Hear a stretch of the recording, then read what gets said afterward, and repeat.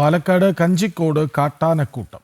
കഴിഞ്ഞ ദിവസം ജനവാസ മേഖലയിൽ ഇറങ്ങിയ കാട്ടാനക്കൂട്ടം ഇപ്പോഴും പ്രദേശത്ത് തന്നെ നിലയുറപ്പിച്ചിരിക്കുകയാണ്. വനംവകുപ്പ് നിരീക്ഷണം തുടരുന്നുണ്ട്. വിവരങ്ങളുമായി അരുൺ ആലത്തുറപ്പ് ചേരുന്നു. അരുൺ, വിവരങ്ങൾ.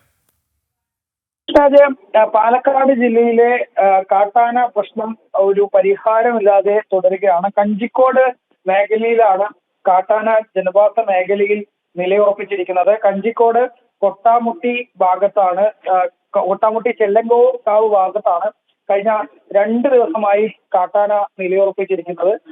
ഏകദേശം 18ഓളം കുട്ടിയാനകൾ ഉൾപ്പെടെ 18ഓളം കാട്ടാനകളുണ്ട് ഈ മേഖലയിൽ.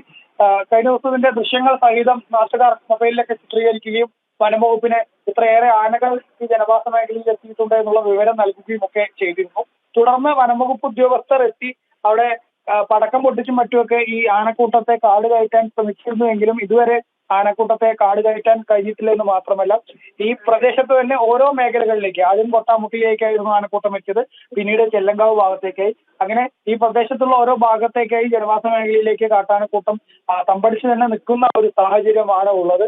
അത് ജനങ്ങളെ സംബന്ധിച്ചിടത്തോളം വലിയ ആശങ്കയും പരിഭ്രാന്തിയും സൃഷ്ടിക്കുന്നു എന്നുള്ളതാണ്.